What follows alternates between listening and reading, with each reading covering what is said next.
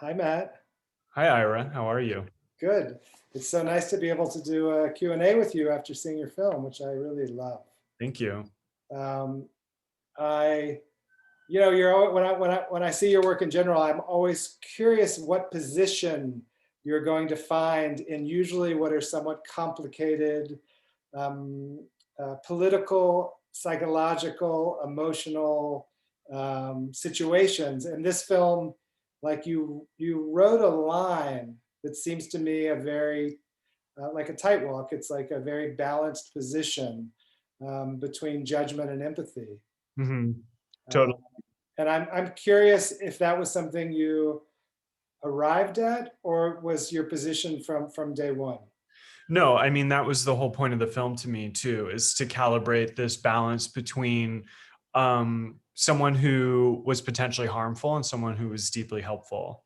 And I think Mhm. that is kind of what I'm just attracted to in terms of subjects for film. People who are kind of problematic visionaries or those who have done things that are extraordinary and remarkable, but sometimes that are questionable in a sense. And I don't like to take a strong point of view as to how Mhm. to feel about those people, but instead to select information and to organize it really strategically so that you, as the viewer, grapple with that ambivalence about a subject. I'm really into creating an ambivalent relationship between a viewer and the subject. And can you talk about why you think that these kinds of subjects intrigue you so much on a personal level? Like why the calculated, complicated visionary?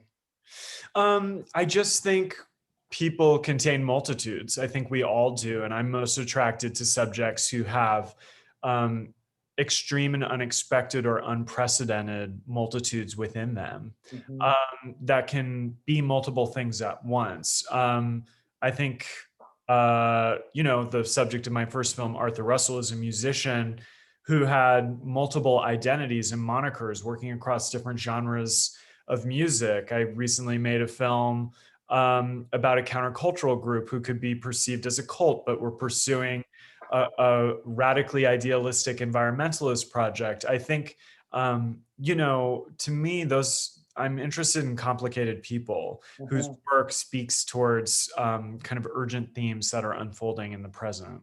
Hmm. So, what I had heard and read about Louise Hay was mostly negative and critical. A lot of what she was saying was extremely dated, but it was rooted in a moment in which there was not comprehensive knowledge about the nature of HIV/AIDS, its transmission, its treatment, and I think the kind of confusion that was obviously prevalent in in the footage that I was handling, but also the level of certainty and clarity from her was complicated, and it spoke to kind of that disorientation that we were all experiencing in the earliest stages of COVID. Yeah, yeah. No, to me it seemed very much it seemed familiar and of this moment, as well as certainly of a different period. I'm curious if one thing that struck me was how white the world of Louise Hay was. It was really like the whiteness was kind of blinding, Yeah, it and was. I'm curious what you know about that.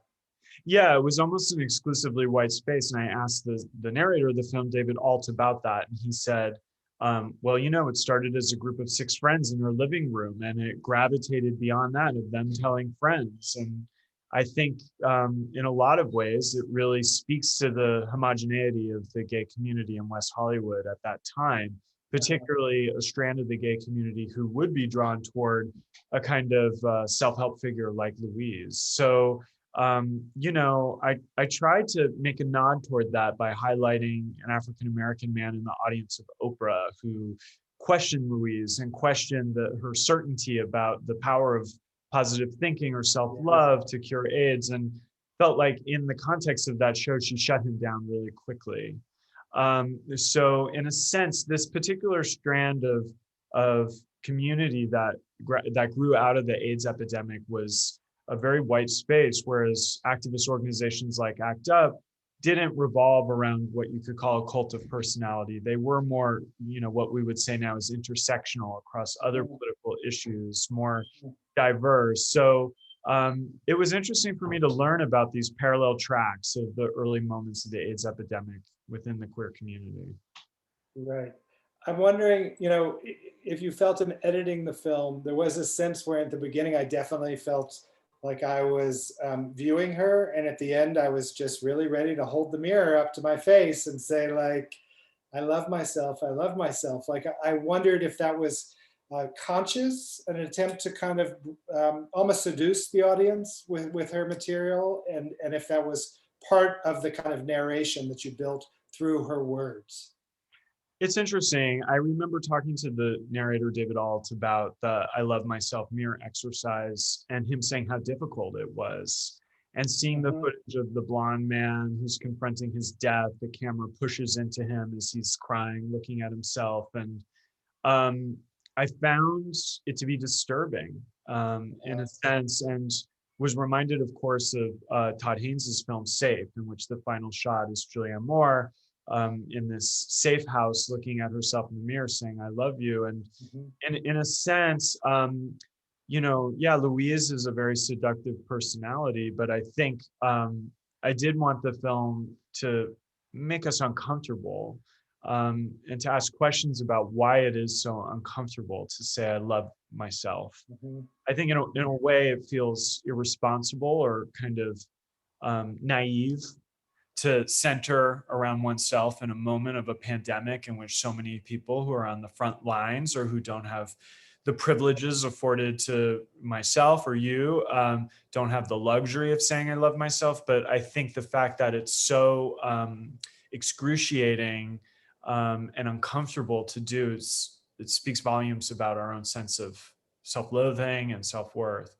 And do you think that's particularly true for queer and gay people? Did you find, I found myself at times identifying with the self-hatred of these men in a really personal way, you know? I There's do think it's true of gay people for sure. But wanted the film to contextualize the level of stigmatization from that period. I think for younger queer people, the idea that people would not touch you, that families would completely reject you, I think that's becoming less and less the case. But a big part of what Louise did is that she told men to visit other gay men with AIDS and to give them a foot massage, or she hugged and physically touched people. And I think, it shouldn't be taken for granted of how significant of a gesture that was. At a time, I read this LA Times,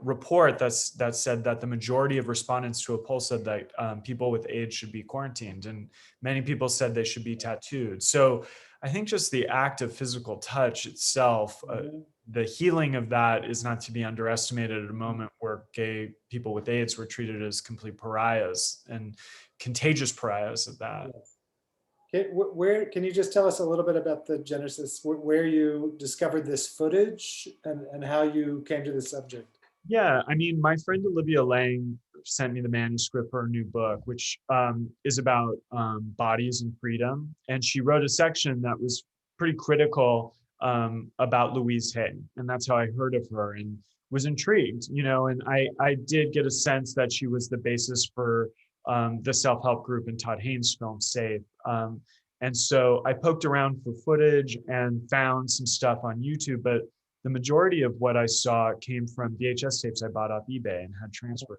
I mean, as a filmmaker, I'm always kind of looking for hidden histories and particularly forgotten queer histories and biographies, but also archives. So I found this stuff, and just the patina of these VHS tapes and the fashion and vibe of, mid 80s, it was appealing to me, but also intriguing because it had a kind of immediacy and felt very much of this moment, obviously, because of our kind of shared experience of an emerging pandemic. Mhm, mhm.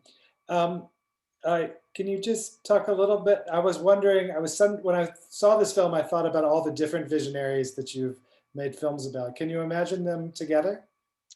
That is a really fascinating question. I've never thought about it. You know, the thing is, when I make a film about someone who's deceased, I really don't have the urge to meet them. It doesn't, I've never, Even Arthur Russell, you're not Arthur, no. I don't fantasize about meeting the people I make films about. You know, Mhm. I am making films about living people as well right now, but I've made films about a lot of deceased people.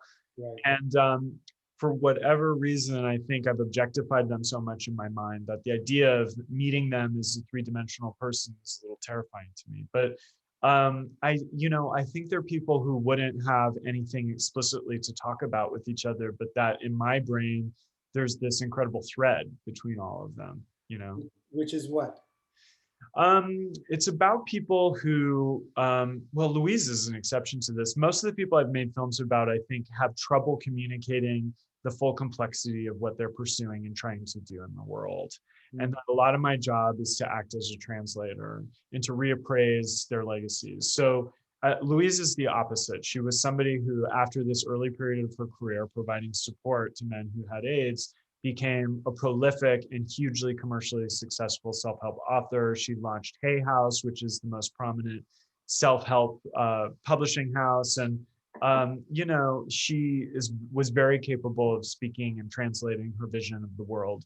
But I think what's interesting is still the reappraisal of what she's done, particularly because if taken out of context. I think there's something that feels nefarious and anti-scientific about it, and things that we associate with the forces that have exacerbated the crisis that we're in right now. So it's not so much her as an individual who is ripe for reappraisal, but I think the work that she's done has been so influential.